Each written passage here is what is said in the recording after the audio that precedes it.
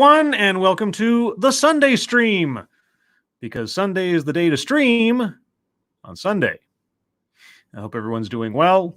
It's been a relatively sedate weekend, and hopefully the StreamYard and internet gods will be kind to me today, unlike yesterday.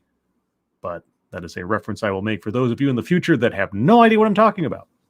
But let's move on. So today we have part 2 of our look at 4 diversity, equity, and inclusion professionals telling us about what it means to have a career in diversity, equity, and inclusion.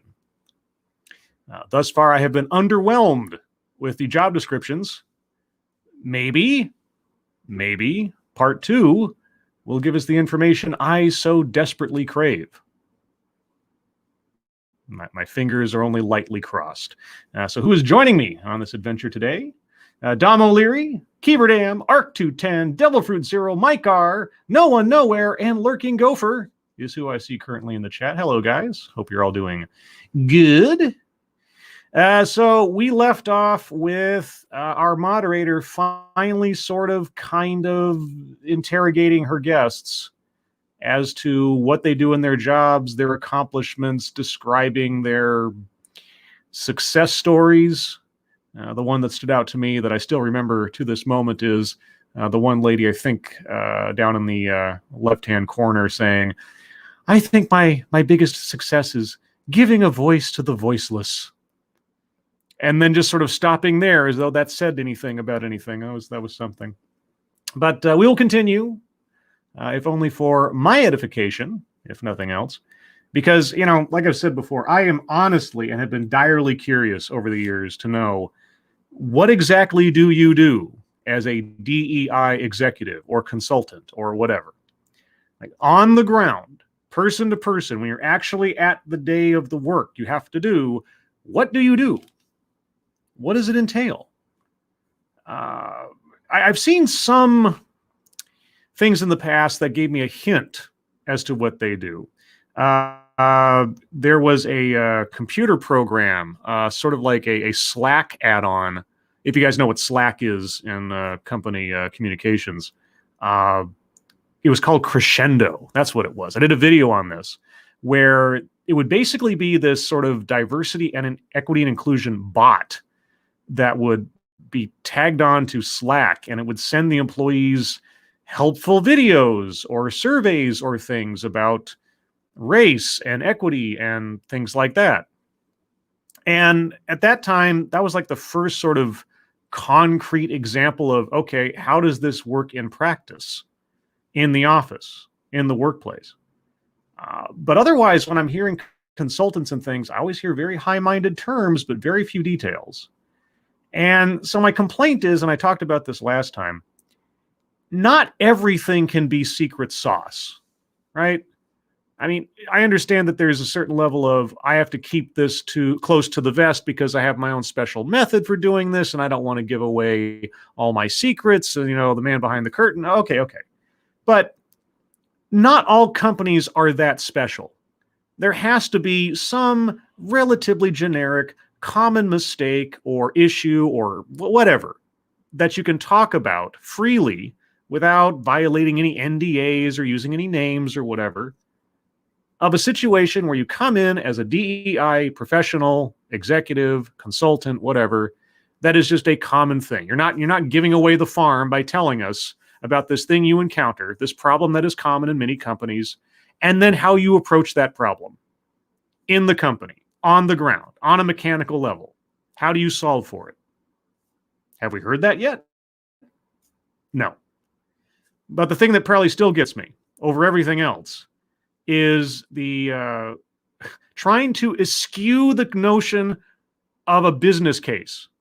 At the beginning of this, they were like, oh, you know, I mean, I'm paraphrasing, like, oh, you know, why do we always have to make a business case? Like, of course, you're working for businesses.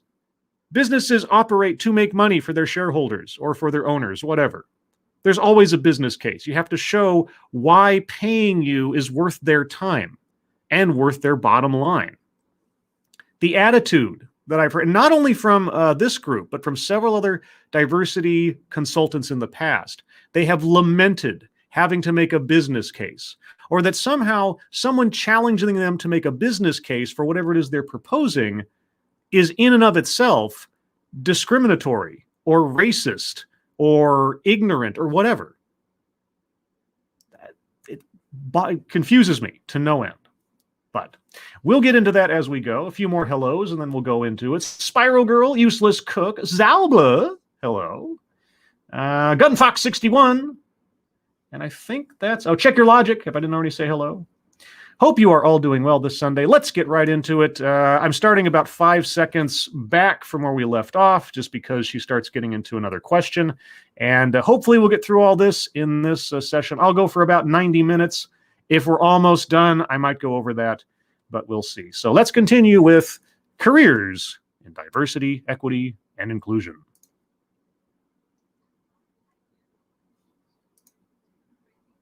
You guys can't hear that, can you?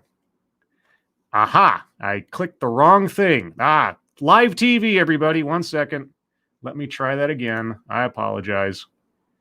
I got so excited about getting the thing set up today that I didn't check. There's this little checkbox you have to click to add audio to a tab on StreamYard. And if you don't click that box, you can see the video just fine, but you can't hear the audio. So if you don't, it's very easy to forget to check that box. So let me start back over 25 and 10. Can I get there? 1 second, guys. I apologize. Okay, so there. Let's try this one more time. Click that box, Scribe, for crying out loud. All right. Round 2. I love the idea of relationships in this work. I think it's unfortunately really undervalued, the importance of it in so many different ways. And so Ashley, I'd love to talk with you a little bit in terms of the work that you do. Like, I think relationship building and influencing are so big. And in order to... Look at all that nodding. I'm sorry, I can't get past the fact that everybody's just like, the 3 squares of nodding. Relationship building. Okay. Tell me how you make friends in your work, or are we talking about networking again? Are so big. And in order to influence change, those relationships are really, really necessary. You don't say. Can you talk a little bit about your experience with, like, how do you go about doing that in the work that you do, build a relationship in order to make influence? Aha. How do you do something? All right. How do you build a relationship in order to influence? Wasn't there a famous book many, many, many years ago, How to Make Friends and Influence People? I don't think it's a new science, but okay. Yes. Tell us how, I guess as a consultant or as an executive, you make a friend or an ally. How do you build a relation? You know, this might be an interesting question to ask like sociopaths or something, but just normal human beings, how do you make a relationship? Talk to them, get to know them, find out what they like, find common ground. I don't know. Am I oversimplifying this? Yeah, I would say I take the time that is needed to build the trust that others have talked about today. And that is more than just one meeting. It's more than just having a one-on-one focused around the deliverables or the action items that we need to meet or the goals that we need to achieve. Okay, so you're talking about business relationships. I'm assuming. It's really working to understand what's underneath, the person that you're speaking to. Oh my God, getting to know the person that you're speaking to outside of a simply professional level. Oh, the inside is boiling my brain. And doing so in a way that, of course, is comfortable for both parties, but in a way that allows for the trust to be built. And so for me, I also feel as if I'm an internal relationship builder because I do value the people that I'm connecting with and the people that I'm learning from and engaging with. How do you value them? Do you value them as human beings? Do you value them as contacts? Do you value them as walking wallets? What do you mean you value them? And so I would say definitely using questions to better understand folks and where they're coming from and what identities they hold. Oh, for crying out loud. What identities they hold? Hi, my name's Bob. Outside of that, what do you want to know about me? It's like, you ever gone on a date and just like not ask questions of the other person? I had this experience long ago. I've far improved since then.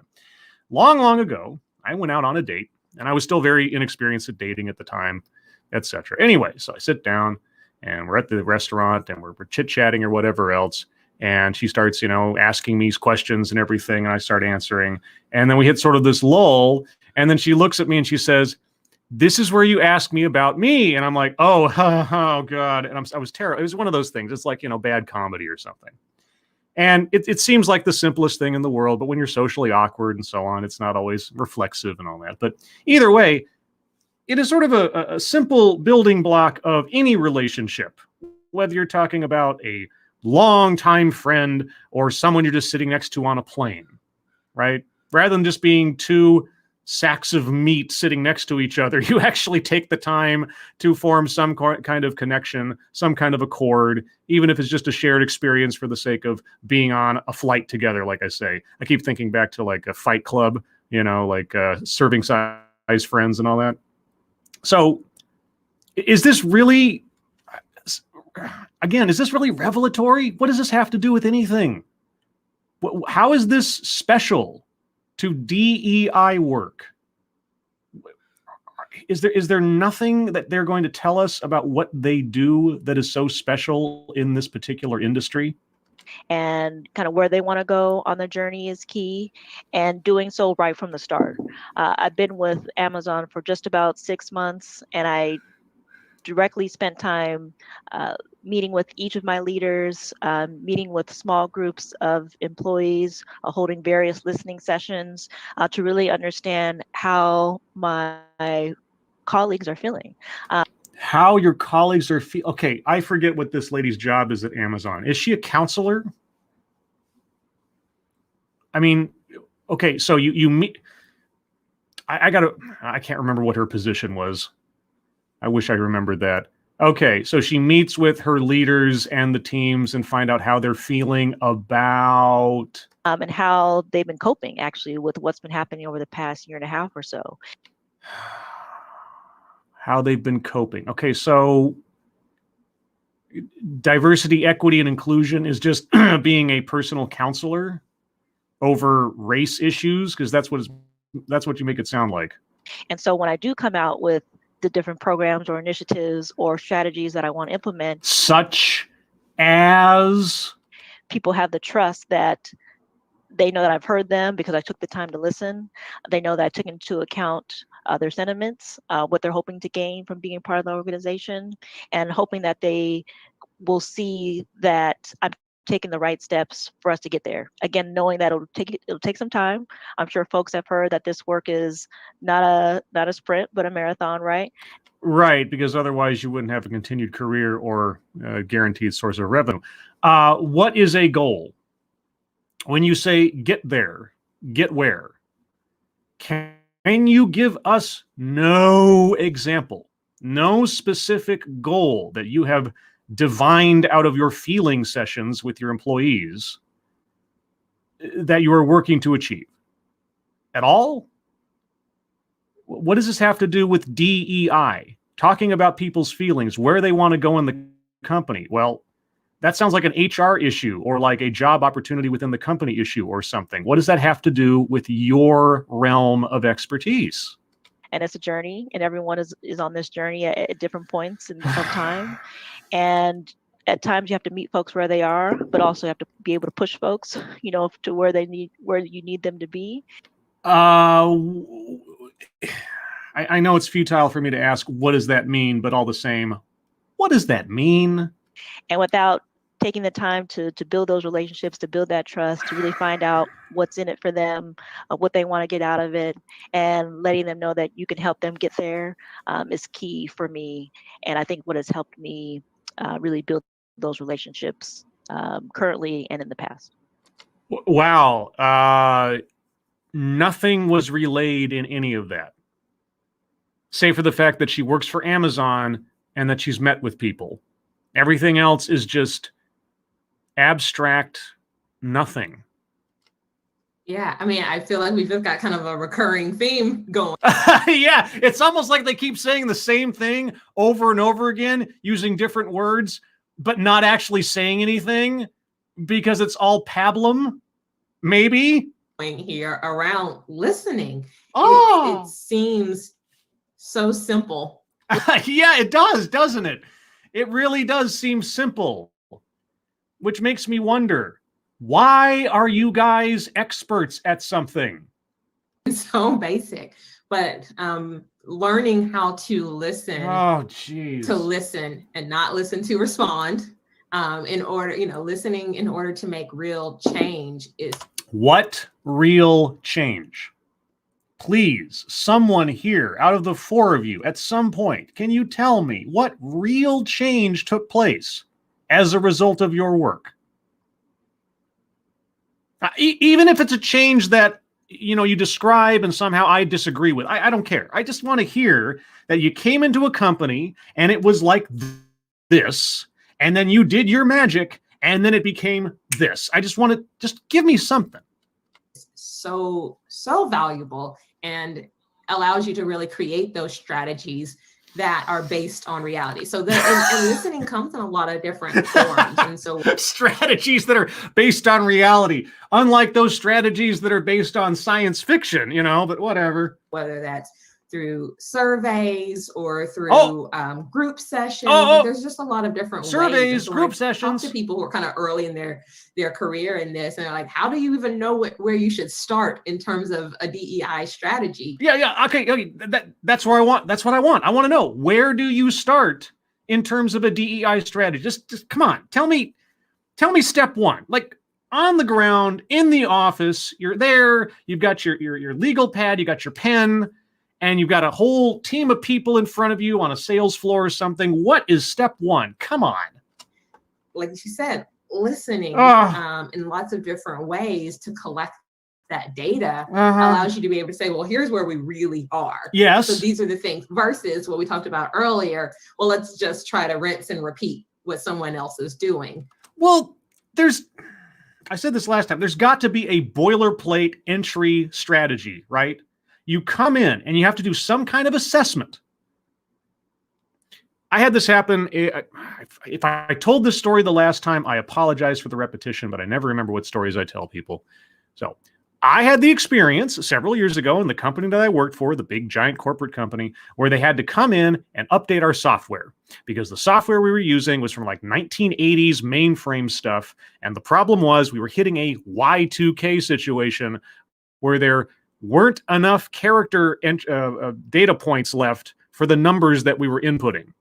Like the dollar amount in the system could only go up to $999,999.99. And anything above that would break the system. So they had to quickly come in and update all the software with a new software system because of this. And so what happened? Well, the people came in and they had a consultant for each department. And that person went to every team and then to every employee and spent time with everybody there to say, okay, show me how you do your job in the current system. Show me how you achieve this part of your job using the current system. And they sat next to me. This lady sat next to me for about half a day, I think, maybe a full day. And I walked her through it step by step. This is what I do. This is the function that I put into the system. This is the result I get from it, and on and on. And she took copious notes, right? So they went in, they find out how things work, and then they figure out how they can make their product effectively fulfill those same requirements when they brought it in. And therefore, there'll be a seamless transition between the old system and the new system. And of course, when When the new system came in, everything was an absolute catastrophe because it never works as smoothly as they say it's going to. But they had a method, a very boilerplate, a very logical and methodical strategy for coming in and consulting with the company to achieve a goal. However well it turned out. There has got to be something like that for DEI. There has got to be something like that. If there is nothing like that for DEI, man, I could make a killing just coming up with it on the spot, because I can think of plenty of things you could do as a first step. Tell us what the first step is, please. Because that may not be the thing that you really need to do. So you hit on something, Ashley, that I just kind of want to, have, and any of you all can kind of come off and talk about this. But let's be really honest. The last year and a half has been challenging. It's got nothing to do with your profession. The logistics of working in your profession may have been hampered by the pandemic. I'll give you that. But the fundamentals of what you do cannot have changed. The overall philosophy, strategy, methodology, and so on have not changed just because you're Zoom calling more than you're making office visits.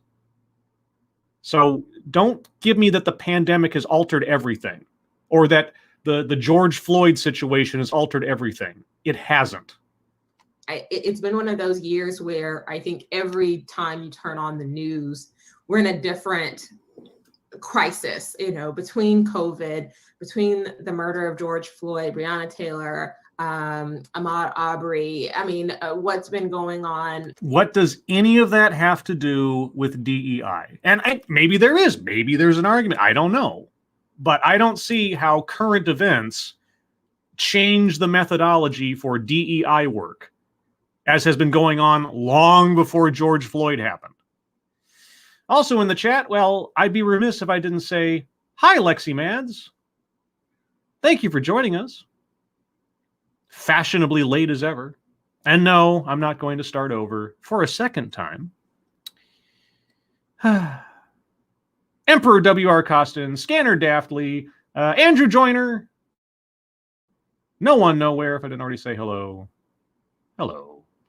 In Palestine, what's been going on with anti-Asian hate, what's been, there's just an infinite amount of things that are happening. And oftentimes, yes, when you're doing this work, yes, it impacts the work that you're doing. How? And I always say, right, like what's going on in the social world has a real impact. How have you all navigated that in both your personal lives as people who do this work and are deeply personally impacted? And how do you then show up to work when you feel all of these things? Oh, how do you get past all the stress and the Oh, how do you act like an adult in the world? None of these people know George Floyd.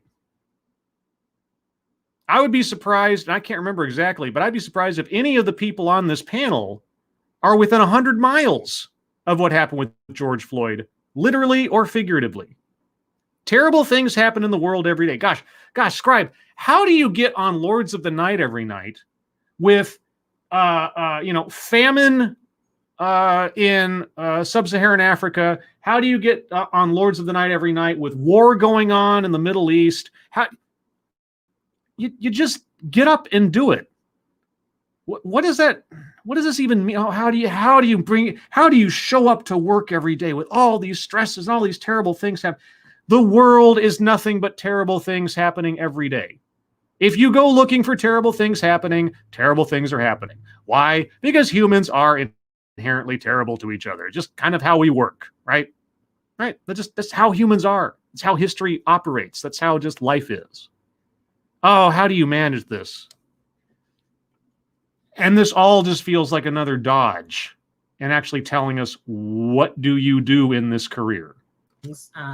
So greatly. So I'll let any of you all kind of start on that one.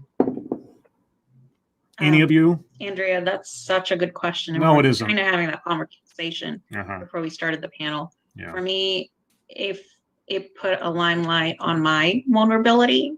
What? And showing up and being vulnerable. What? Also is a lot of emotional energy that you're sharing Oh. with the work that you're doing. For me, it started with forgiveness.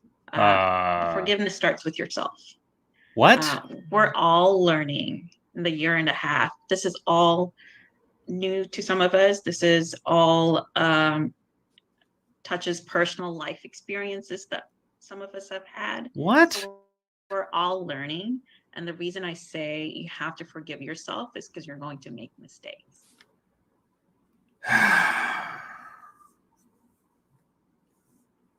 Wow. Hey, do you know that you can establish relationships by listening to someone and asking them questions? Did you know that throughout the course of your life, you'll make mistakes and that you can either, wallow in dwelling on the terribleness of those mistakes, or you can just sort of like pick yourself up, say, I'm only human sometimes, and carry on? Did you know you can do that? Did you know that you should do that in a lot of cases? Unless, of course, that quote unquote mistake was an intentional one, and you should learn not to do that again and learn something about yourself and improve yourself along the way. Because forgiving yourself for making a mistake is one thing, deciding not to learn from it is something else. But did you know that that's what people can and or should do? Boy, I could have a career in DEI tomorrow at this rate. And that is completely okay. Oh, thanks. And the biggest advice I've gotten in the year and a half is have your cheer champion squad. What? Preach what you're practicing. Make sure it is different ages, different ethnicities, different life experiences. What? That squad is really there for you to lean in and for you to really create a brave space and experiment. Whoa. Wait. Did she say build a cheer squad? What? So the biggest piece of advice you can give from the last year is to cultivate what? Sycophants? A fan base? What? An experiment? What? Right. And that's so important. So that's how I've survived. Oh, the you squad survived. being there and making sure I have a brave space that I could go to. A brave space with your squad. You know how weird a word squad is if you say it enough times in a row? Squad.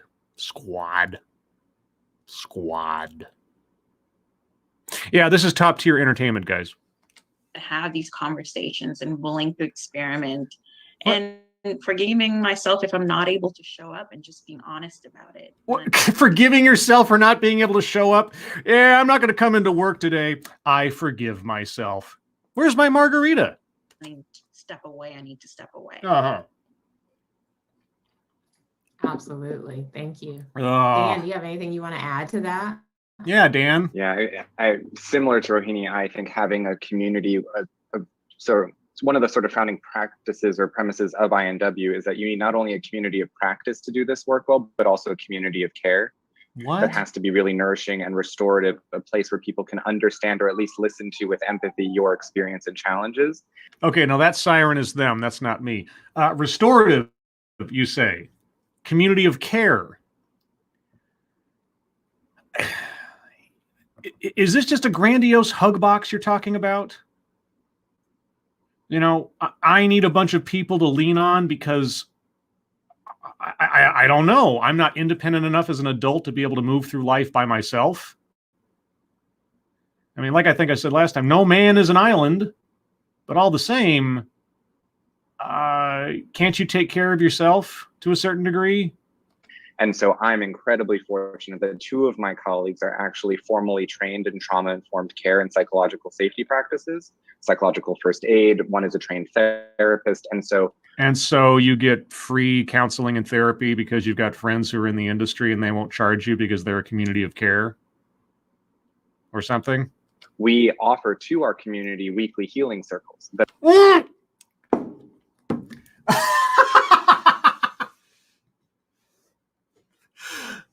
Weekly healing circles.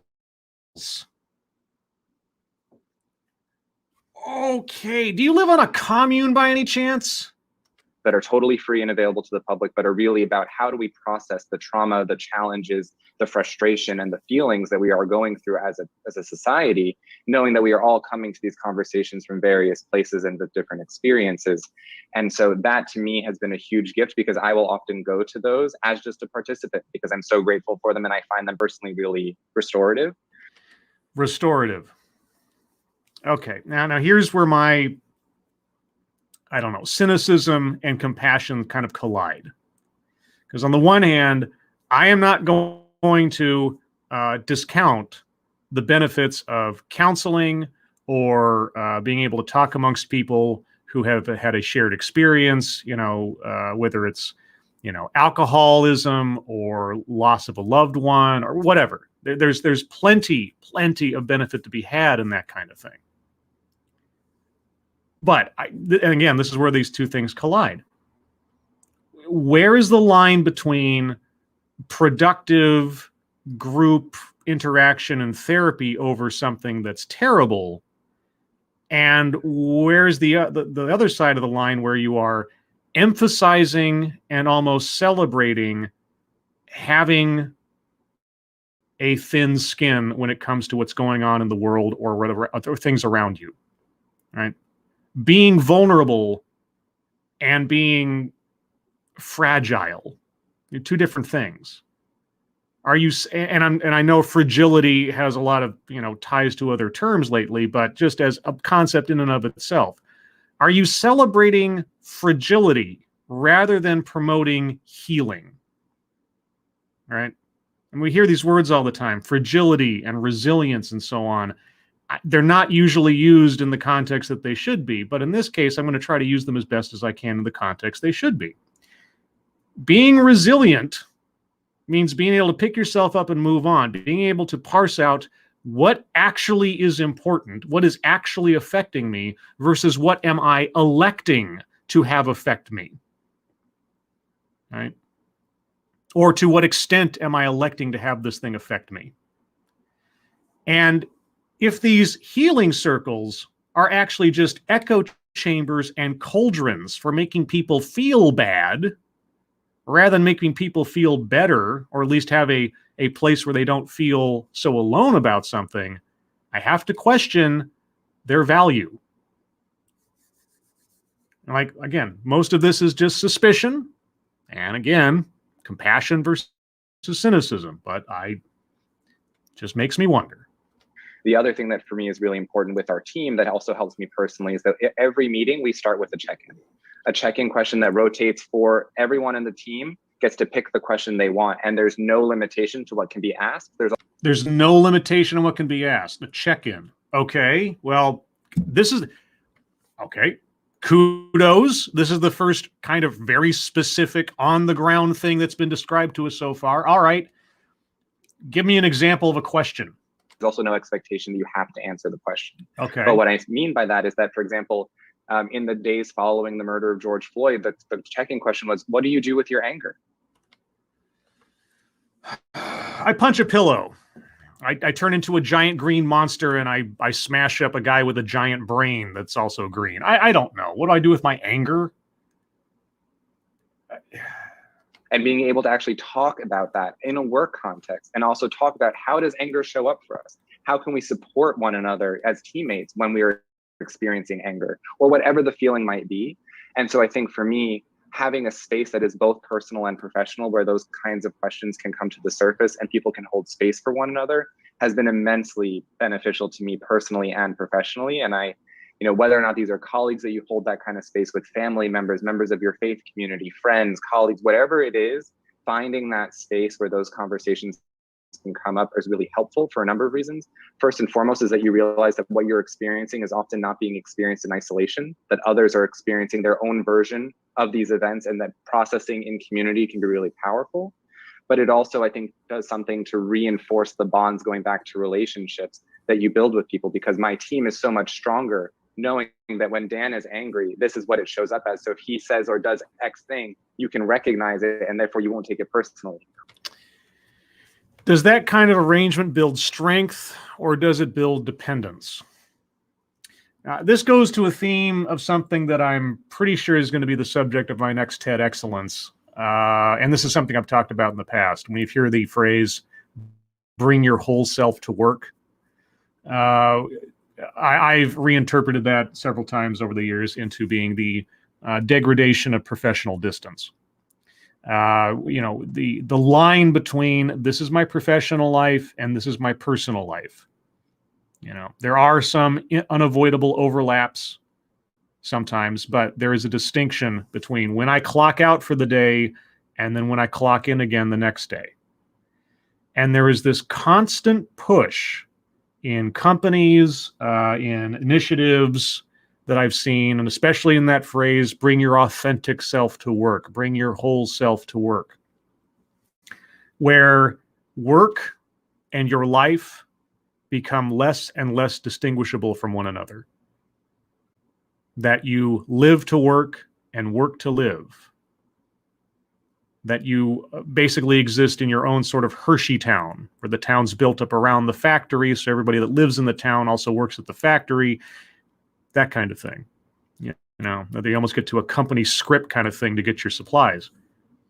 And that's kind of, and I know this sounds very conspiratorial, maybe I'm on base, maybe I'm off base, but I hear this over and over again, where your personal and your professional should be entwined. What do my personal emotions have to do with doing my job at work? If we're just talking about a morale thing, that's one thing. But if we're talking about now, everybody at my office is also my support group. Everybody at my office is now my family. That my workday never really ends because my personal life and my professional life are the same thing. Is that really a healthy arrangement? Is that really a net positive for people's lives and livelihoods? We talked about this briefly the other night on Lords of the Night, where I forget what it was, but I think someone asked Satsu if he would hire family members into his cooking business when he finally gets that cooked up, when he finally gets that arranged. And Satsu said something that is far wiser than I've heard a lot of other people say over the years. And he said, only if they know they can be fired. And I might be paraphrasing slightly, but that's basically it, is that just because you're family doesn't mean you're not somehow subject to the same criticisms as any other employee. And having that separation between the personal and the professional is healthy. I am not convinced, either by any of our speakers here or any of the speakers in the past, that entwining personal and professional all the time, every time, is a good idea. And it actually might lead to bigger problems down the line, philosophically and societally. Or vice versa. So there's a lot of real benefits for us, at least, in having that kind of space. You just said all the things. yeah, he did say a lot of things, didn't he? At least, again, he's one of the first out of this group, I think, to give us something like a specific example, sort of something that he does in his work. But he did say all the things. Are you going to get any more insightful on that at all? That's why I always love getting to be in conversation with you. I think holding space is so important. I think in every single one of these that I've ever done, and if you've ever had a conversation with me for longer than 5 minutes, I will talk about the importance of doing this work and protecting your mental health. What is your mental, honestly, nothing that I hear about DEI work sounds like something that's going to be taxing on my mental health. It should be very methodical. It should be very checklist, because ultimately the company has a goal they want to reach. Whether it be the percentage of demographics in their workforce, or I don't know. I don't know what else it would be, but there's a goal and there's steps to take to reach that goal. Your mental health, if it's too stressful somehow, why is this particularly stressful work? There's a question I'd ask. Okay, what about this work in particular makes it so emotionally and mentally stressful? Like what is special about this versus the guy that comes in and I don't know, the HR person. Let's just take another part of business, of regular everyday business, where there's a lot of interaction with people and problems and the logistics of people working together and that kind of thing. Okay. Your normal boilerplate HR position. How is DEI work more mentally and or emotionally taxing as compared to your standard HR position or HR supervisor? That'd be my question. Because DEI seems like a very specialized version of HR, right? I haven't heard a whole lot to tell me otherwise. So why is it more taxing? What makes it more psychically dangerous than normal HR work? Like really being able to have those spaces, whether they are in a group session, like what you all are able to host, or if it means finding a therapist or using your EAP that maybe your organization offers, whatever that is, protecting your own personal peace as a DEI professional is so very important, because oftentimes you're seen as kind of the caretaker and the what now, why would that be? When you guys see yourselves as healing circle leaders, as counselors, as people that go in there and ask other people about their feelings, why would they see you that way? I can't imagine. Therapist for everybody else, and they are bringing their drama and their trauma. That's what you want. That is your bread and butter, as far as I can tell. Why are you acting as though that's some kind of like surprise or some unforeseen consequence or something? That is part and parcel with everything your guests have been saying to this point. What are you talking about? To you. And you have to be able to balance that and have a place to be able to place it, because you can't hold it. And I was, if I'm being really transparent, even okay, before she gets really transparent, here's a question I have that I know I won't get an answer. And if they said this previously when they did their introductions, I've obviously forgotten. But as a general question for DEI professionals, given the descriptions we've been provided here, is a background, an educational background in psychology at all a requirement to become a DEI professional? Or, maybe a better question, should it be? Because when I hear all of our guests talking about the feelings and consulting and healing circles and therapists, etc., I'm assuming Dan down in the corner does not have any professional training in therapy or psychiatry or psychology or whatever else, because he talked about how he needed his colleagues who are trained in those things to help him. All right.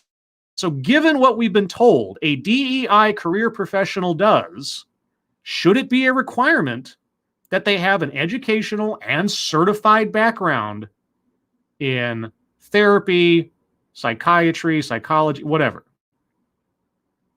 Because that's what it sounds like. Before we got on the call, we were, hey, how are you? With all the other panels. And I said, I'm tired. I am honestly tired. Who cares?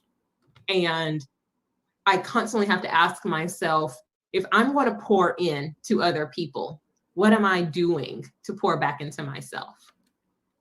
What? Okay.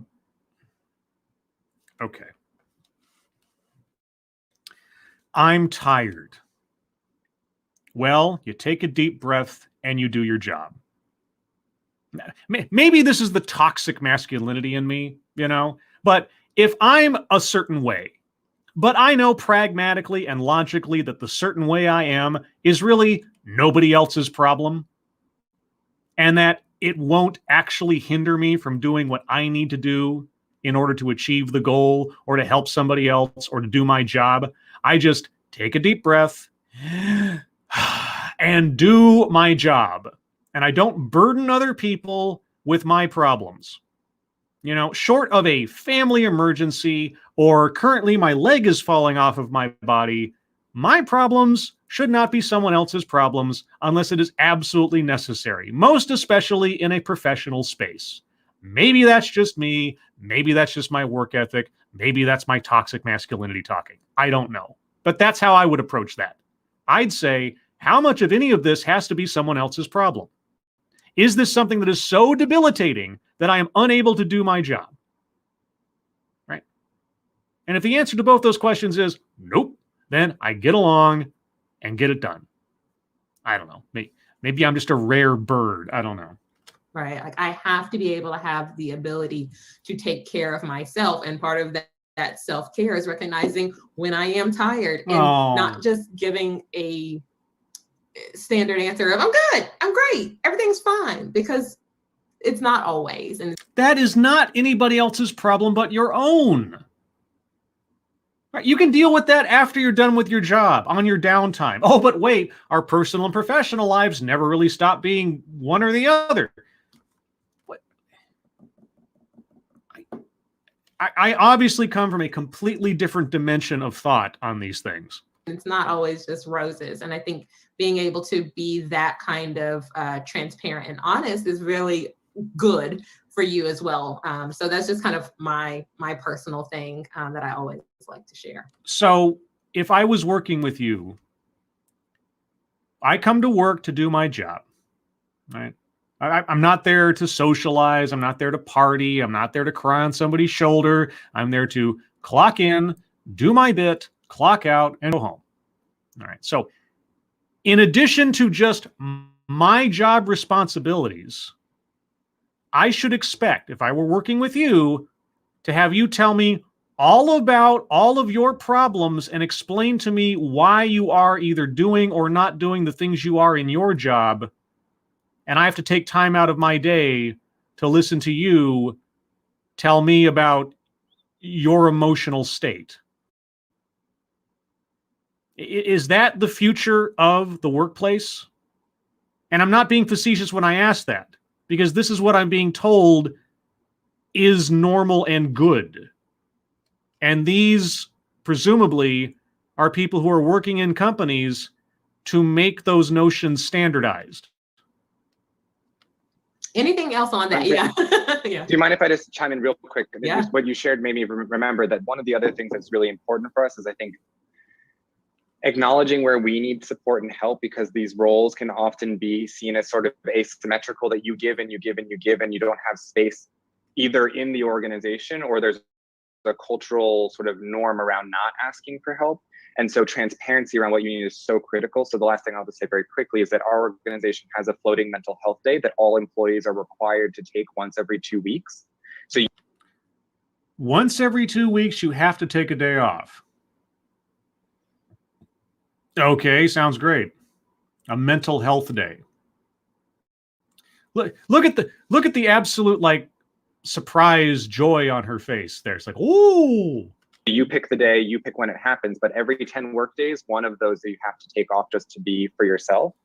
And the sort of corollary to that is that when we are out, our out of office message says that we're taking a mental health day and explains why we're doing that, what it serves, and the importance of it, because we're also trying to destigmatize the fact that asking for help, taking time, and doing the things that you need is a problem, because in fact it's not. And our team's productivity hasn't suffered, our relationships are stronger, and we're taking care of ourselves so that we can do our best work.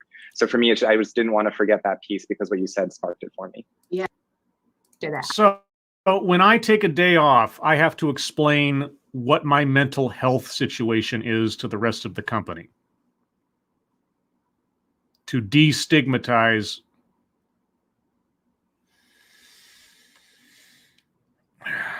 God, this is creepy. I'm sorry. This is just so creepy.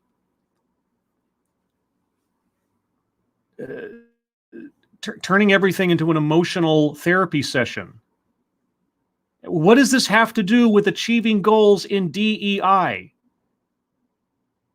Seriously, I mean, when a company asks any one of our speakers to come and either be the executive or be the consultant, what is the problem they are attempting to address? There has got to be a concrete, this is where we're at, and this is where we want to be. Is it really as nebulous as we need people to feel better about George Floyd? Or we need a therapist in here who,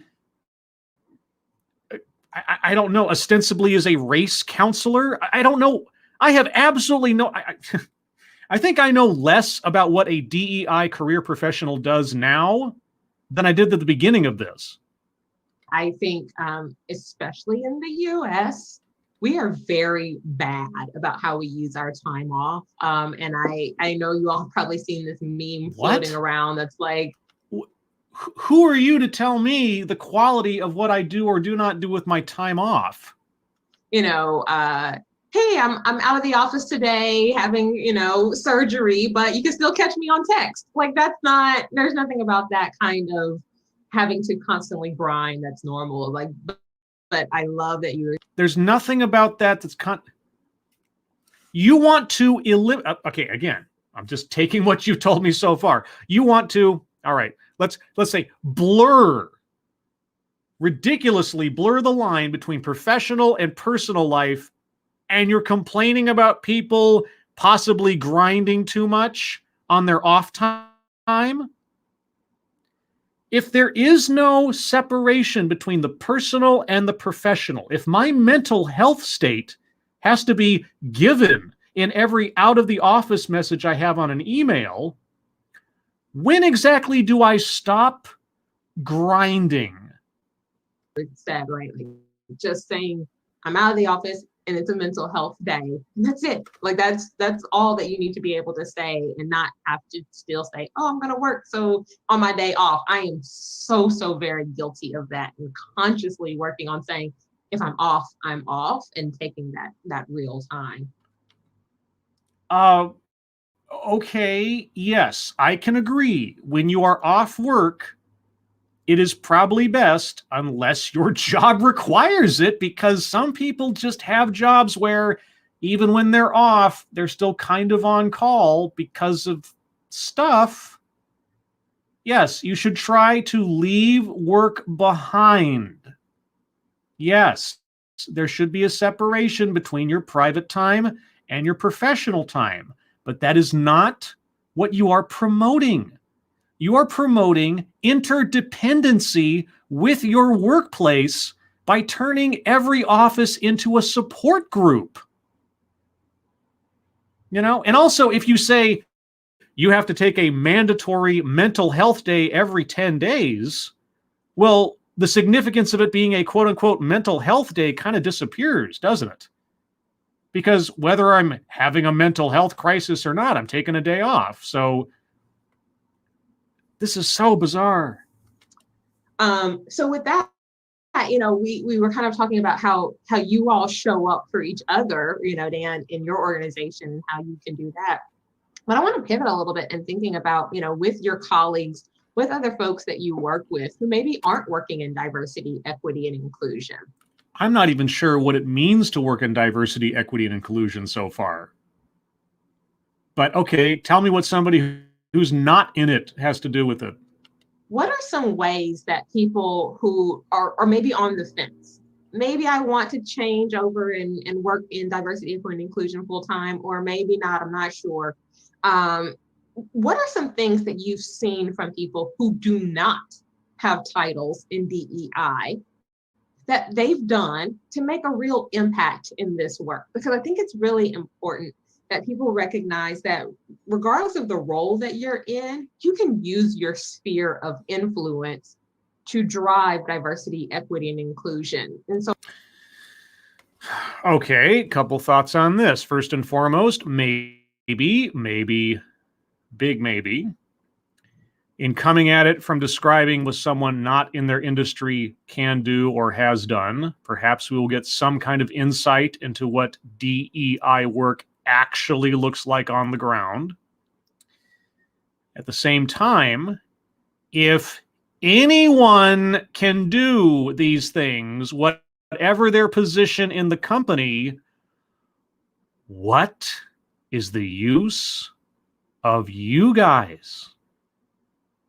If DEI is just a philosophy, why is it a job?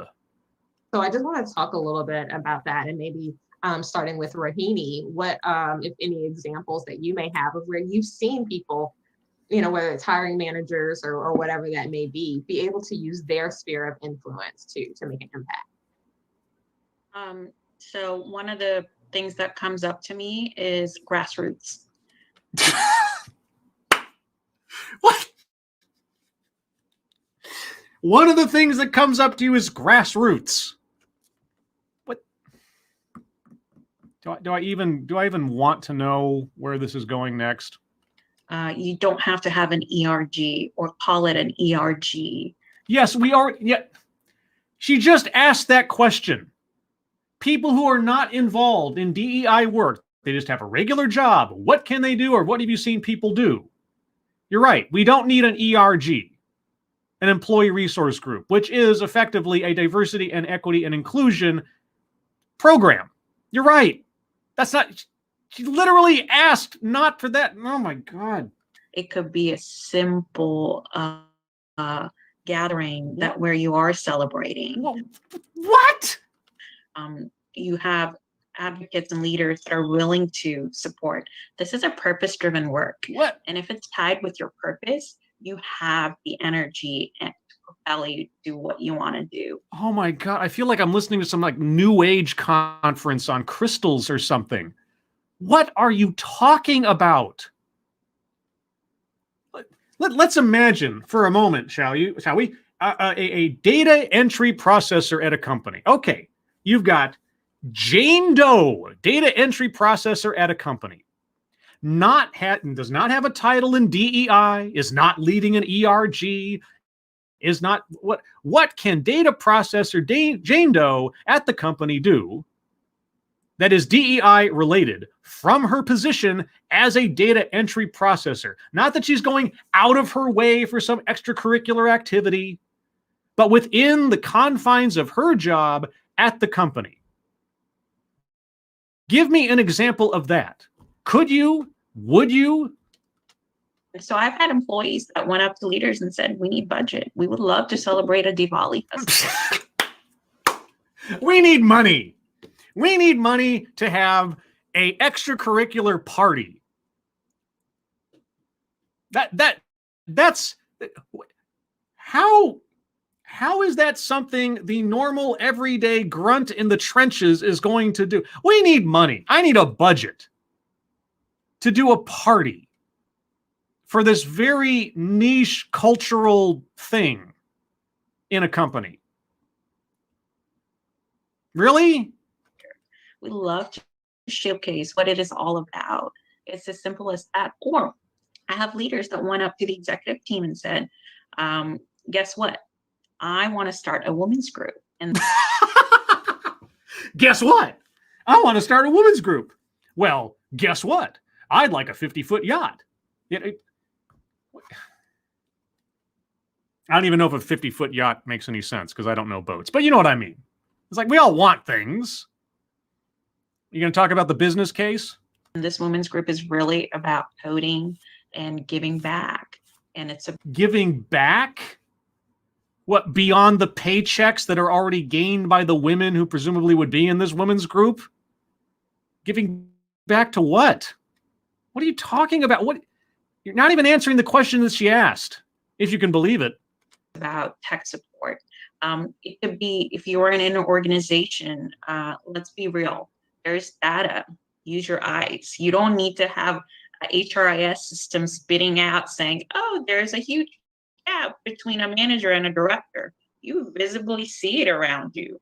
You don't need someone to give you that report. What has that got to do with anything? A manager, it's two different jobs, two different sets of responsibilities. Presumably the director has a heck of a lot more responsibility than the manager and oversees more people.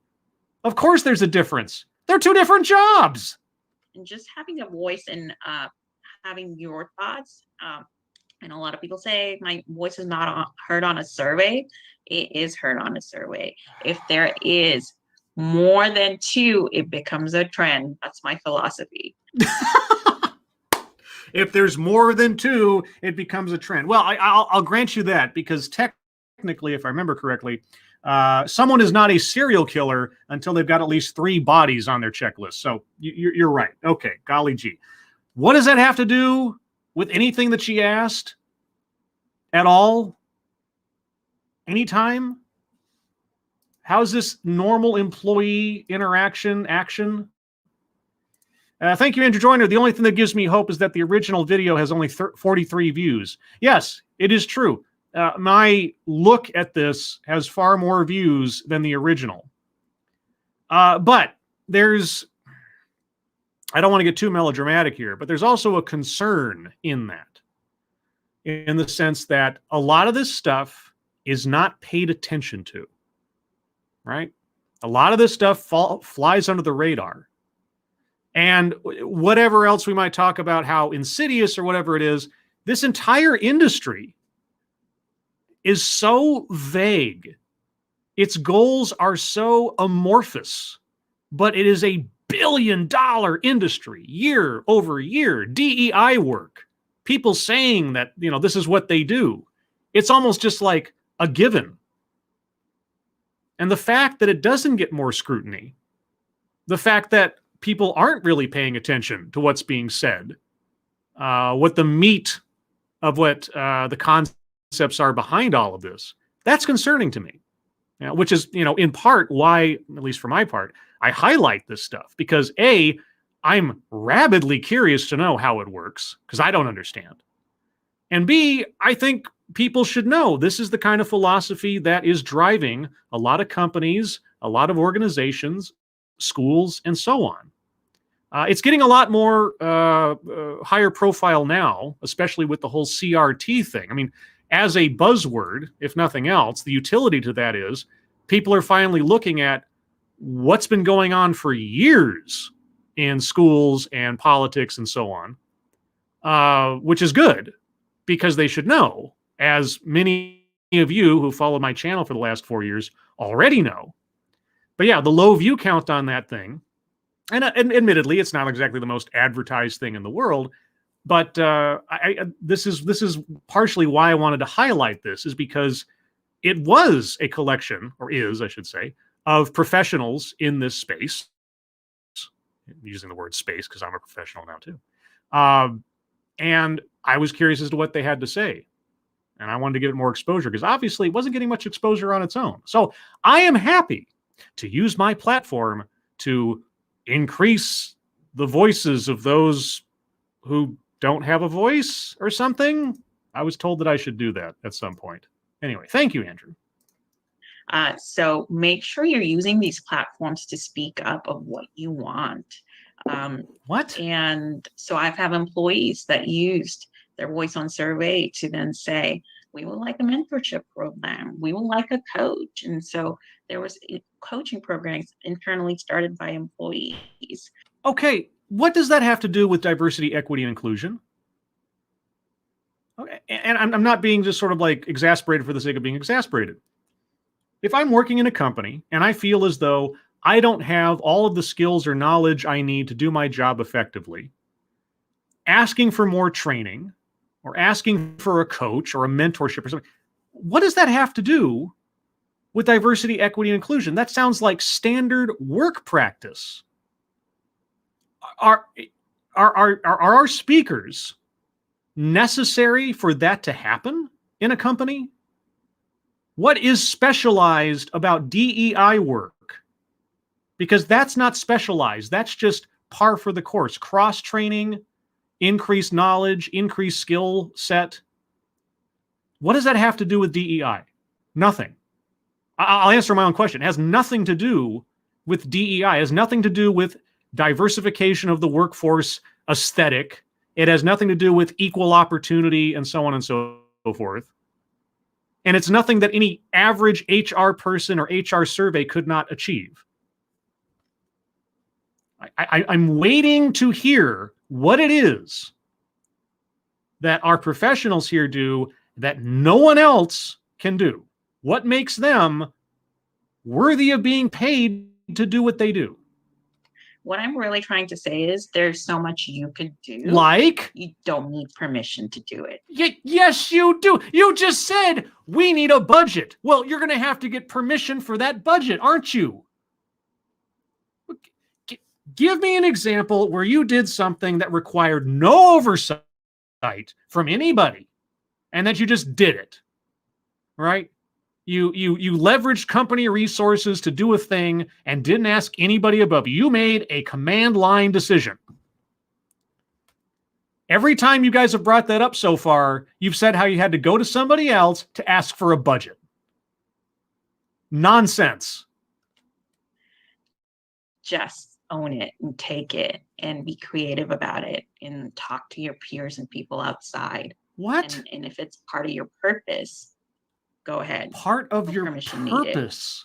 So simple things that you could start with is coaching, is mentorship, is Coaching towards what? Mentoring about what? celebrating culturally. Celebrating culturally. So asking for a budget to throw a party for a very niche cultural event? Because that's what you said earlier. What you can bring, sharing your stories. What does my story have to do with the workplace? Right? What is my... Well, I mean, I guess in the philosophy of there is no personal and professional anymore, there's just life work. Life work.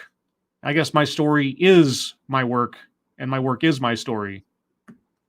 Having advocates that are willing to do a lot larger work. Like what? And so it's all about grassroots. What? Yeah, I totally agree. And like every What? organization's at a different place. Ah. And so some of these companies that are at this level of maturity that people kind of seek out, there are still grassroots things happening in that company. Like, don't let the big shiny fool you. The grassroots stuff is still very important. And Like what? What do you mean grassroots in this context? You have to go through your superiors, right? I mean, you have to get permission to do things. We want a mentorship program. You're asking for someone to approve that. There's a process. Can you give me an example, like a functional example? gains a lot of momentum. And it's not out of the ordinary that some of those things that start off in that very grassroots way have such an impact that they then kind of shift into something new and become part of a bigger diversity, equity, and inclusion strategy. Like what? Like what? What does that? Nothing you have mentioned so far, at least the previous speaker, nothing she mentioned had anything to do with racial demographics or cultural demographics or whatever. Coaching, mentorship. The only thing that comes close is celebrating some cultural event, which I'm not quite sure how that means anything in the long run to the benefit of the company, but okay. But what does that have to do with anything that's DEI? What do you mean? And I think that's when I really love to see the synergy is when, you know, there's kind of both the top down and bottom up approach to this work. No. You just said grassroots is the big thing. You can't do top down while saying that grassroots is where.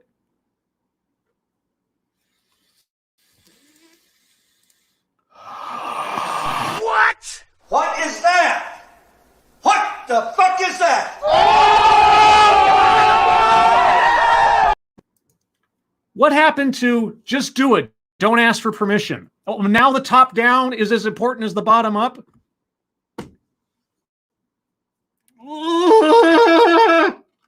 Because then, to your point, people feel like they have an active role and that their voices are being heard and being a part of that. What? Andrea, I just wanted to add, I really love, Ashley, what you told. It's the really small ripples that have a momentous impact. At the end of the day, out loud. it's really about the small ripples that really resonated with me. Oh, wow. The really small ripples resonated with you.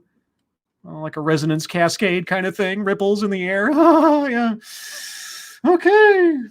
Yeah. Ashley, do you have anything else? And I'll say, as Ashley's coming off, if you all have any additional questions that you all want to use the Q&A function. I'm trying to watch the chat, but if you will use the Q&A function specifically, that'll help me to monitor that. So if you have any questions for me or the panelists, you can go ahead and drop that in, and we'll use the last few minutes to answer questions. Man, how I wish I had been in that QA chat.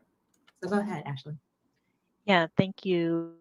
In addition to what Rohini said, I agree, offer to lead a Juneteenth celebration, right, that just happened last week. Offer to lead a Diwali celebration, whatever it may be, remembering that diversity, equity, inclusion is everyone's job, like we discussed, right? No. It's your job. You are drawing a paycheck with a title. It's not my job to do your job. And if it's my job to do your job, maybe you shouldn't have a job. Where I work, data entry is not everyone's job. It's specific people's job. Delegating of authority, delegating of responsibility. It's your job. And if it's my job, I want my cut of your paycheck. And I'm only one person. And so I love... No. You're not just one person. You're a person with a title and a job, drawing a paycheck. Are you making excuses now? What are you doing? Having folks who are like raising their hands saying, Ashley, I love this work. I love what you're doing. Can I help? Yes, please. Yeah, because then I can seem like I'm doing something. Is it just me, or is she just sort of admitting that she doesn't really either do anything, know what she's doing, or she's completely overwhelmed in her job and not qualified for it in some fashion? I'm very confused right now. I need the additional assistance, especially when it's only just me for a team of many. Only just you for a team of many. Okay, well, all right, I'll take a step back. Is Ashley being expected to do more than is reasonable for one person? I have no way of assessing that because Ashley has not told us what she is responsible for. So maybe she is overwhelmed. Maybe the expectation on her to achieve whatever the goal is all by herself. If she's a department of one, all right, well, she has my sympathy in that regard. I was a department of one at one time, and it wasn't fun. Certainly, I had job security because nobody else knew how to do what I was doing, but it's not necessarily fun. Okay? But in order to have any other additional empathy over it, I would have to know, what is she alone expected to do? And if she is overwhelmed, what is stopping her from asking for more assistance? Shouldn't her voice be heard? And the only other thing I would add to what Rohini mentioned is, if you are a hiring manager, or if you are someone who has decision-making capabilities or have the resources to be a part of the interview panel, that's why I would recommend folks be a part of kind of that space too. What we find... Okay, and she might just be about to say so, but okay, what do you do if you end up in that situation? How does that contribute to DEI? Because hiring practices has always been a big point of curiosity for me when it comes to DEI initiatives. And is for candidates from underrepresented groups, specifically Black, Indigenous, people of color communities, we are lacking diversity in our interview panels, right? And what we find is we see a higher number of folks who agree to come to our organization once they see folks that look like them on the panel. Okay, so your potential employee pool are racists. And that makes you happy? Okay, so like associates with like, and if they don't see the kind of skin colors that they approve of, they're not going to come interviewing for jobs? Interesting accusation. Right. And we also find that it's important to have that perspective in the room during those interviews. So you raising your hand to even just simply be a part of a 1 hour or 30-minute interview can be monumental in changing the makeup of your organization. Okay, so what you're saying without coming out and saying it is that putting people of particular skin colors into the interview process will result of people of particular skin colors getting hired.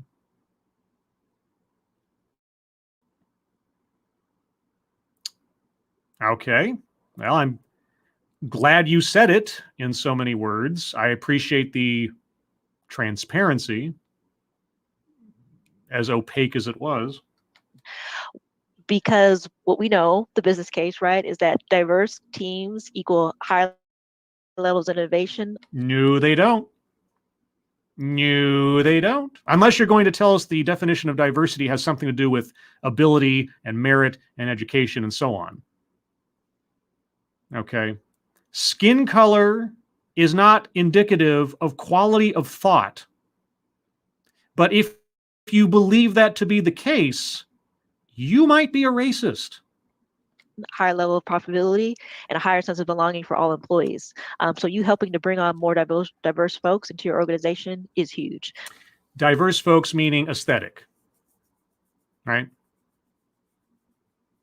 Because everything you just described had nothing to do with ability or merit or content of character, but simply the aesthetic. Well, again, I appreciate the opacity, transparency, whatever. So it may seem small, but like we said, small wins are big and are appreciated. And one of my previous chief human resources officers, said, Ashley, it's a small drip, slow drip, from the faucet that really causes the bowl to fill up. It's also a small drip onto a forehead that eventually crushes your skull. Chinese water torture. It's a thing. Eventually, it's just going to take some time. So see this work as a slow drip, and every little bit counts. So don't see anything that you're doing as small. See it as a huge change, a huge momentum shift, and we appreciate any additional support that we can have. Yeah, I so deeply agree with that. Is there anything you don't agree with? I have to ask because so far everything's been perfect, everything's been insightful, even though most of it's just been gobbledygook.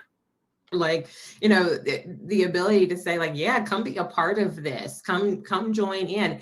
And especially, in kind of thinking about how do you show up as an ally? Well, you show up as an ally by saying, oh, I'm of the appropriate skin color to sit in on this hiring session. That's what I learned from our speaker just then, is that I have to assess myself based on my skin color as someone who should be sitting in on an interview process. And that people not of my skin color should be discouraged from doing so, or shouldn't think of themselves as being welcome to do so. That's what I learned. To groups that, maybe you don't identify with, that is a really great opportunity. So for example, Ashley just talked about hey, maybe it's Juneteenth, or, Rohini mentioned Diwali, right? Like I have never celebrated, with my family Diwali. It's not, but I was, yeah, because it's not relevant to you. I mean, maybe you're curious, maybe you want to go check it out. That's fine. But is it bad that there are things in the world that you have nothing to do with and have no interest in or had no curiosity in the past about? Does that make you a bad person if you're just, it's got nothing to do with me? Shrug your shoulders and go about your day? I had an opportunity that my colleagues said, this is something we're interested in doing. And I said, great, let's work on this together. I want to learn more. And what does that have to do with your business? Seriously, and she even brought it up again, the business case. At first, in the beginning of this, they were saying the business case shouldn't even be a consideration. This is just, good for the sake of being good. Well, then she brings up the business case. All right, what is the business case for setting up a Diwali celebration? How does that help the company? Is it a morale thing? If you write it off as a morale expense, okay, fine, What does that have to do? Is that something every company should do? Is that advice you give every company? What are we talking about? Whose particular cultural event qualifies for, well, an event, for a budget? Now, who shall be denied this? How do you determine what event suggestion is worthy of a budget in a company? Let's set aside the specificity of Diwali. Let's just say employee X comes up and says, hey, I would like a budget to do a celebration event about thing, whatever it is. And what if they're the only employee that's going to show up to this party? Do you say no? Does that set you up for some kind of lawsuit? Does that set a precedent for other groups or ethnicities or minorities or whatever else in the company? How does that work? Tell me about the situation where things aren't approved. What determines that? I'd be curious to know. I know I'm not going to get an answer, but I'd love to find out. I absolutely love Diwali. I love the Festival of Light. Like, I wanted to learn, and that's a big part of the journey. So if you're in the position of DEI, also being willing to be open-minded and constantly learning about what is important to other people and what do they value. Well, I bet the company values profit. So presumably you're doing something to increase the company's profits in DEI work. What is your job description? What is the job description of a DEI executive? If there is no definition to the job you are doing, man, I would love to have that job. I can always say I'm on the clock. I can always say I'm doing my job. I'm having a party over here. I'm asking the company for money to do a thing over here. I'm sending people of specific skin colors to go sit in on job interviews. I'm doing my job. And so just because you maybe don't know about, Holi or Diwali or any of these other moments, being able to say, I see the importance, and that is going to make this particular group feel included and feel seen and valued and like that sense of belonging, then let's partner and let's work on this and have other people have a voice in the seat of the table, because I may not know what I don't know. And so I think that's just really important. What would you say if, I don't know, some white employee came up wanting to celebrate, I don't know, Guy Fawkes Day or Oktoberfest or something? Would that fall in the same range as Diwali? Some cultural thing that's in their personal background. I wonder what the reaction would be to that one. So I've got a couple of questions coming in. All right. Thank you all for that. So Okay. I'm going to bring up this first one. Yep. And for the panelists, whoever wants to start, how do you deal with pushback? Hey, all right, let's get into it. Tell me about how you deal with pushback In your organization and getting blocked when maybe there's something you're trying to do, Yeah. and maybe you're not getting the backing that you want to get. Yeah. Okay. Anybody? Rahini, you want to start? Or Dan? Yeah, sure. Wow, you seem really excited about answering this question. And we've all faced it. There's lack of alignment and Lack of alignment. within the organization and the vision. The vision. So I've had pushback. Yeah. And I've had pushback. And Yeah. the biggest thing that I say is be creative. What? For me, the point of perspective is it is not a blocker. The point of perspective is, okay, who else can I go to unblock it? How can I go around this person, go over their head, undermine them to get what I want? I mean, yeah, I guess that's one way to work in life. It's true. I thought there wasn't an asking a permission thing. What happened to not asking for permission? I don't imagine you're going to give us an example. There are multiple power entities within your organization. Yes, there's the CEO who has the ultimate power, but guess what? And there are multiple power entities. So I think this is where allyship and advocacy becoming so important. Networking within the company to find ways around the chain of command is what you're saying. Okay. And making sure there's clarity of what you're asking for. Well, what if you're clear about what you're asking for and there's still pushback? Then what? That's what it really comes down to. If I were to say, keep it simple. If you were going to your leadership with large budget asks and there's no alignment in the vision, absolutely. If you were to keep it simple, you have an advocate and an ally that's a leader, make sure that you're using that strategy to unblock whatever it is. What? This is where the power of advocacy comes in. So peer pressure, right? So you set up a network of people of, let's say, on a managerial level, but your blockage is a director. So if you get all of your allies to gang up against the director or collectively go over the director's head, then you can get the thing done. I mean, don't get me wrong. That is a strategy in life, in business, in politics, sure. But that's how you deal with pushback. You don't listen to the person's pushback and try to come to an accord. Weren't you telling us earlier about the importance of listening? So pushback you get is an immediate, they're wrong. Is that what I'm hearing? Because that's what I'm hearing. You don't get your way. So rather than try to work with the person or persons who are resisting whatever it is you're trying to do and find some sort of compromise, you do an end run. Okay. Is that DEI work? Also, the clarity piece is, what is it that you're asking for from your app? Also, does that promote inclusion? If you're specifically trying to edge out someone who just maybe disagrees with you?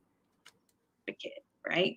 What is it that you're asking for? Is it just money, or is it really for you to have a voice and opportunity to give a seat at the table so you share your story, or really showing up to whatever you're trying to do? So having that physical presence, be very clear what your ask is. Yeah, I agree with that. Of course you do. And it kind of goes into this idea of like, how does it fit, right? Like, I like to be really transparent, right? Because Ashley talked about this. Sometimes if you are lucky enough in your organization to even have a D&I person, one singular person, then think of all the things that they are being tasked with.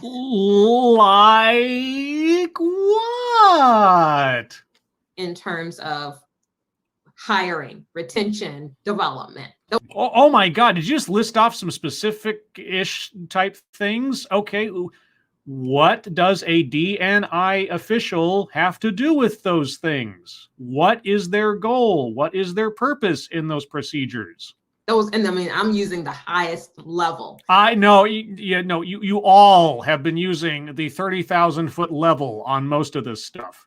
And depending on the size of your organization, how many then like factors there go into making an impact on that. What? So if that one person who doesn't maybe have support is trying to accomplish all of those, when there's additional asks, it may not be that, no, we don't want to do it. It's sometimes a matter of how do we prioritize that ask and how does it fit into this. So my advice for people who are saying like, I want to participate, I want to bring things to the table, is to be able to think about, even at that high level of those three things, where does that fit? Does it fit into the bucket of, I think it will help us hire more people? Does it fit into the bucket of, I think it will create more inclusion and belonging? What is that thing that it's going to help to drive? And if you can talk about the alignment to that and the impact that it could make, that's much more helpful than just like, hey, I want to do a thing, and there may not be a connective tissue to it. So that's just a little bit of advice that I like to give there. And then, so what you're saying is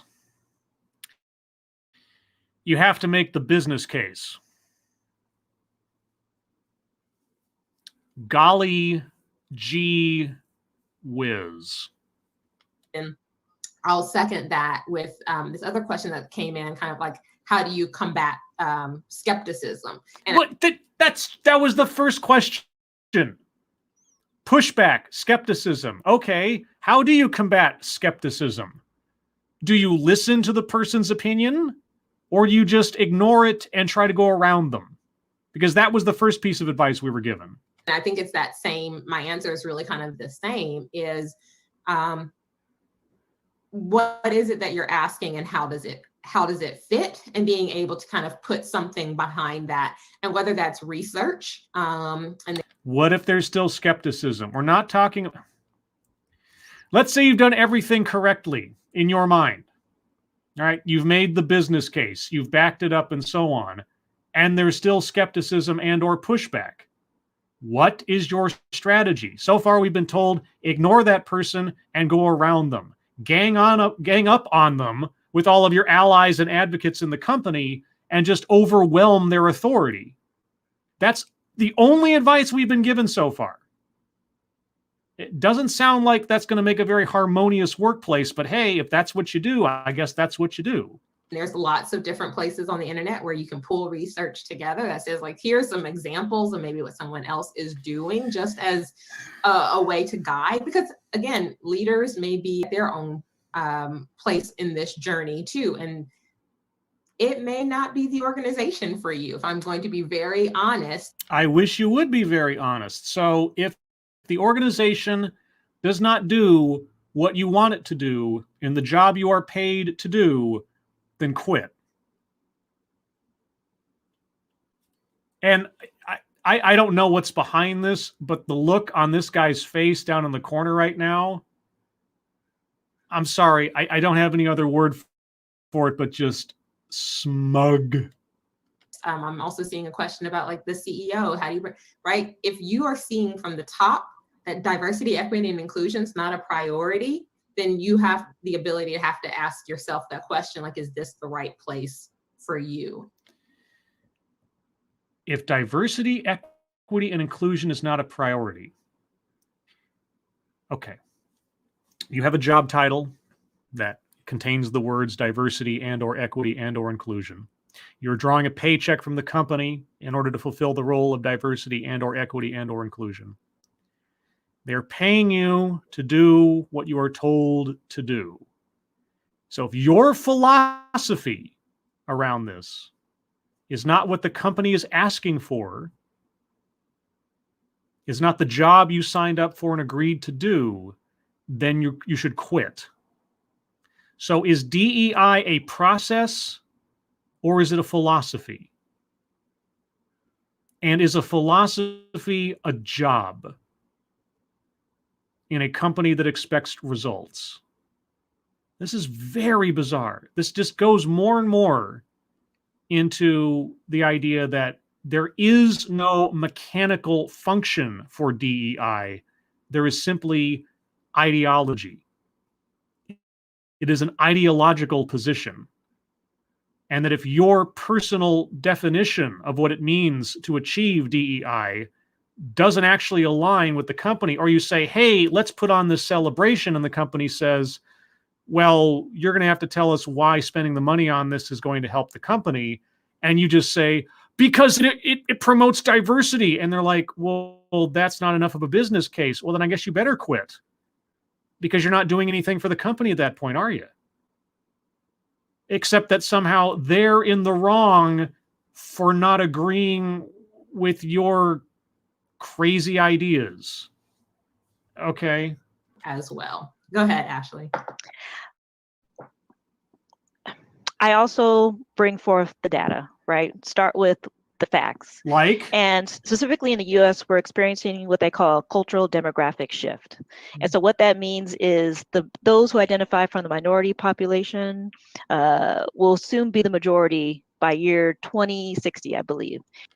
Cultural demographic shift. Which cultures are you talking about? Because I have a sneaking suspicion you're conjoining race with culture. And that's prevalent today, where those who are under the age of 18, 50% of those folks identify as multiracial, right? And so it's sharing with your leaders that in order for us to be a profitable, innovative business in the future, we need to match the customer communities that we serve. And so you need your workforces to proportionally match in appearance your customer base. Okay. And by what method do you achieve that goal, might I ask? so that starts with our employee population being a mix and being representative of the US and across the world. And how, through the course of hiring and or promotion practices, would you achieve that stated goal? Women make up 50% of our global population, right? Yes, they are not a minority. In fact, I think it's 51 to 49%, but yes, okay. On any given day, women are half of the Earth's population. And so if our employee base is not 50% women, we're not meeting our customer needs. Okay, so you have a 50% quota for female employees in your company. All right. By what mechanism in your hiring and or promotion practices would you achieve that goal? And then please read out for me the particulars of the Civil Rights Act of 1964. Right. And so I really have been focusing on the fact that if we still want to be the #1 innovative company 20 years from now, we need to make the shift today. And how would you recommend to your superiors that you achieve that goal mechanically? Because everyone else is awake and everyone else realizes that we need to make this change. And so I want us to be on the forefront of that. And I also want to make sure that our organization not only appeals to folks from different backgrounds, but we also are able to retain them. And so that's why I need us to do this Juneteenth celebration or this Diwali celebration, because everyone is hungry for belonging. It's innate in us as humans. And if a small thing such as us recognizing they're part of their culture and taking time out of our day to celebrate it is helpful in that, then we should do it.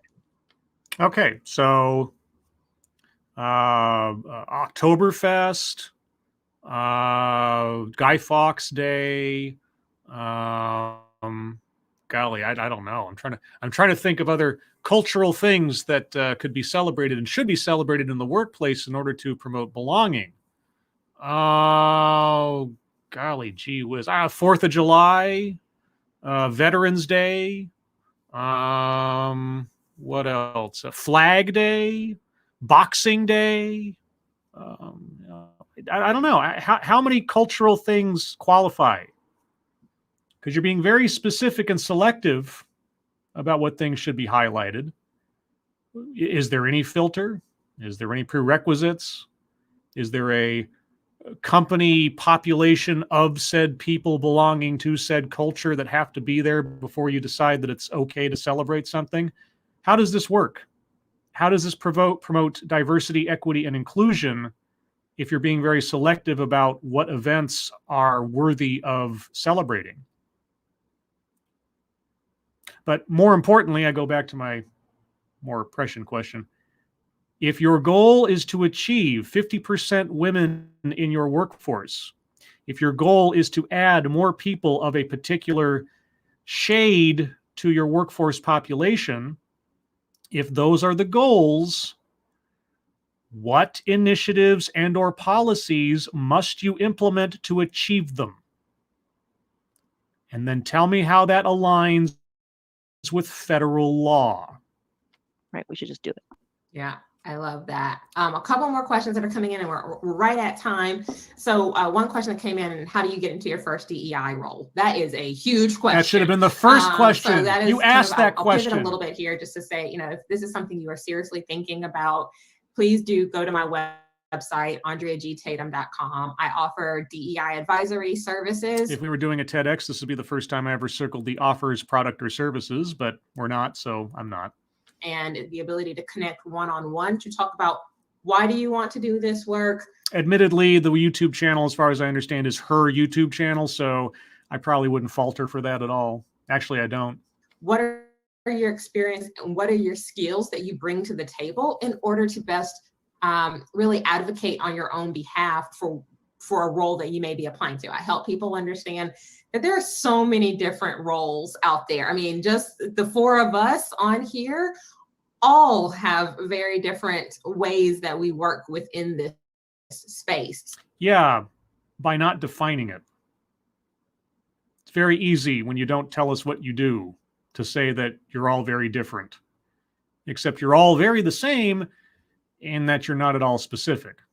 So kind of understanding what it is that you want to do will be really helpful before you go out and start just applying to every single role that you see. So again, so you're not going to tell us what skills and or experience and or education are primary and most valuable when entering the DEI workforce. You can't even tell us that. At this point, you can't tell us that it would be useful if you had a background in this, generally speaking, right? Or something like that. Really? It's AndreaGTatum.com. I'll pull up a little slide for you.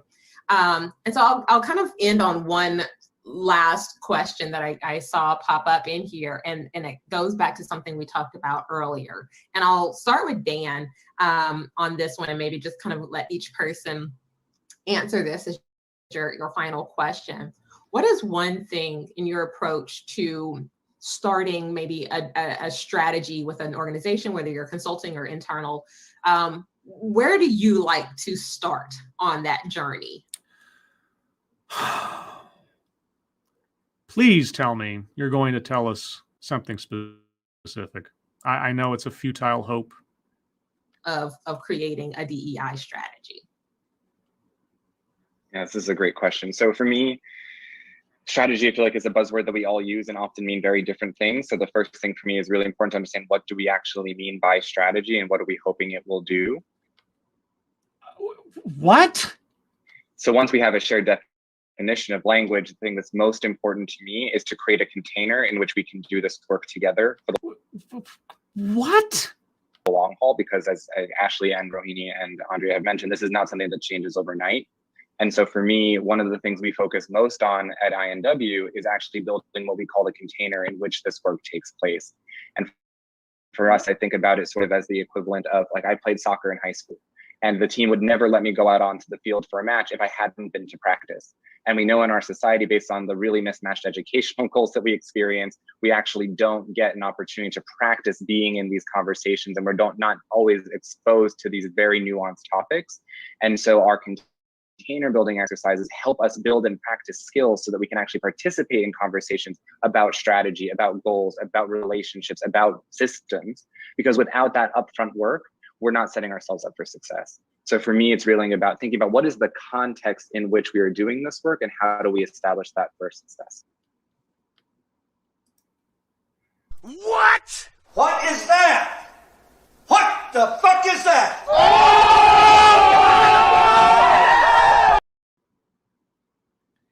I'm done. I have absolutely no interest or curiosity about what the other two answers are going to be to this question. I just don't.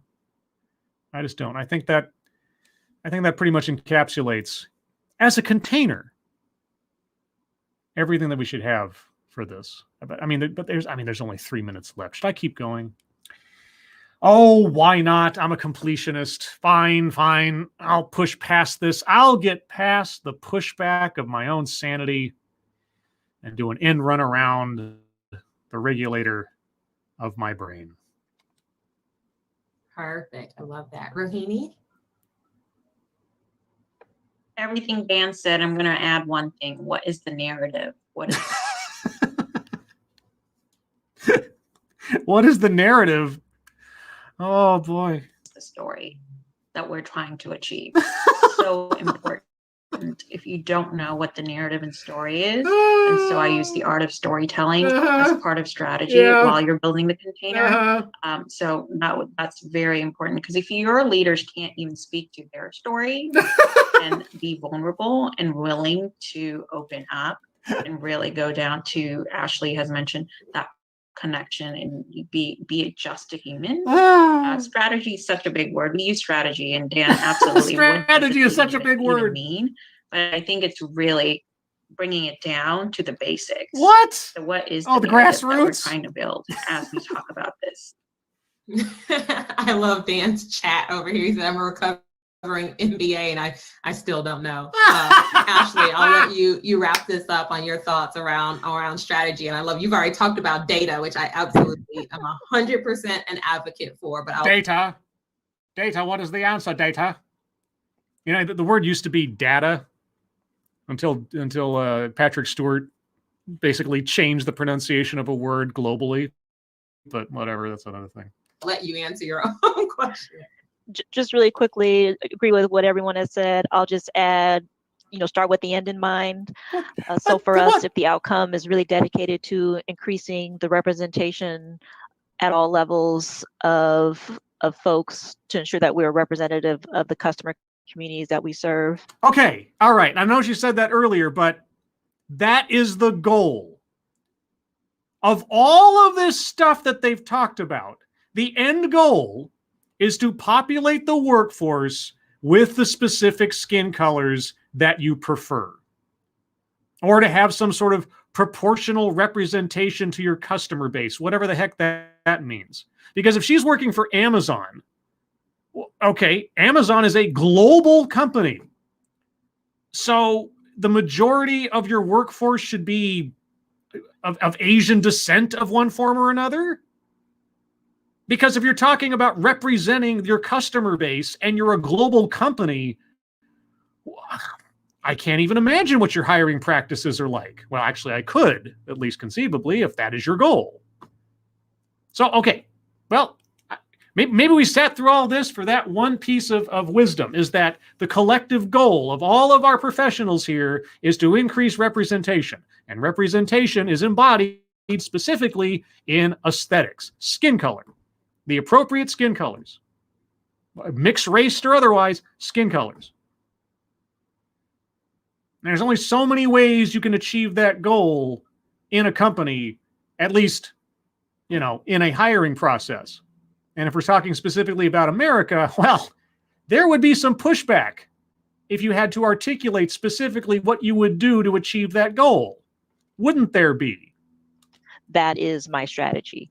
And so I'm going to build everything around that end goal. And I'll leave it at that. Yeah, you have to leave it at that. If you got more specific, you might end up actually introducing yourself to legal liability or lawsuits. Because I don't see how you get around that if you got any more specific, given what you say your stated goal is. I love it. That is of course you do. Great place to end on. Yes, isn't it? Thank you again to Rahini, Ashley, Dan. Thank you all so much for giving your voices on this. Again, you can connect with me either on LinkedIn or on my website. It's AndreaGTatum.com. Okay. And I'm not going to bother with the final 30 seconds because it's just going to be promo. All right. Well, long and winding road back around to what I had basically expected or have come to understand over the course of several years now. All of what we heard was nothing but fluff. Nothing but fluff. If you get right down to it, ultimately, DEI is a cover for a quota system and or an affirmative action system in companies. That's it. That's it. It's seemingly, and again, if someone has a different way of putting it to me, if someone has a different perspective on this, I am all ears. But after 4 years of listening to this stuff, all I can conclude is that DEI is a friendly way to do an end run around federal hiring laws and employment opportunity laws. That in order to show off how not racist we are, we're going to subtly, suggestively promote discriminatory hiring practices to achieve the aesthetic that'll let everybody know how progressive we are. I don't, or gender-wise, whichever. I don't see any other way around it. One of my earliest videos on this subject, and it's the one that I always think back to because it was the one instance where somebody who worked in DEI or talked about diversity and equity and inclusion didn't have any kind of filter. It was a guy from a company called Accenture, and I'll try to link the video at the end of this in the links for those of you that watch it in the future, because it's to me sort of like the granddaddy of all of my videos that I've done on diversity, equity, and inclusion. Guy's giving a presentation in what I can only assume is not a country that is America, because he's having to speak about, he's talking without like slang, right? He's having to use very clear language and not use a lot of idioms or things, because he's talking to people, at least from his perspective, as far as I can tell, who might not understand it. And so he's being very plain in his language about what his goals are for his company and how he goes about doing them and how he assesses people. And he makes no bones about the fact that he is not diverse because he's just a white guy. But then he says, but, you know, I have some Native American ancestry, so I'm a little diverse. So from the very outset, he sets the table without any kind of couched language as to what he means as he proceeds through his presentation. And it was, you know, both frightening and refreshing to hear somebody not give me a whole bunch of buzzwords, to say what they meant, and to take the whole cloak off of this concept. Whereas our speakers here tell us a whole bunch of abstract, healing circle, high level, 30,000 foot perspective words and phrases and concepts, when at the end of the day, as our one speaker finally whittled it down to, it's just about aesthetics. It's just about meeting certain demographic requirements based on, I don't know, we want to reflect our customer base, as though that somehow justifies discriminating people on the basis of their race or gender for hiring or promotion practices. Like, okay, you know, well, our customer base looks like this, so our workforce should look like this. Anyway, I'll take a couple of minutes here since I'm already coming up on the 2-hour mark. If anybody has any comments or things they'd like to say or ask or otherwise, if I can entertain any of it and see what we can do. Keyradam says, robo-scribe slightly. Oh, yep, StreamYard is doing it again. I didn't have that notification throughout the entire broadcast, but all of a sudden, it's not my internet, guys. It's something to do with StreamYard connecting to YouTube or vice versa. So it comes and it goes. This weekend's been particularly troublesome. I hope it wasn't something that goes throughout the entire presentation. Please tell me that I didn't just spend 2 hours roboting the whole time. And it's doing it again. Okay, well, I'm sorry, guys. I'm going to call it here because StreamYard is telling me that everything's falling apart again. So if you can hear me, thank you all for joining me. I do appreciate it. If you'd like to hear more from me or Satsu 2 Cents, you can find us both tomorrow night, Monday night, on Satsu 2 Cents' channel at 6 p.m. Pacific, 9 p.m. Eastern for the Lords of the Night, where we'll talk about the news of the day, news stories you submit, and what we've been up to on the internet. Apologies for cutting it short, but given what happened with yesterday's stream, I don't want to risk a repeat.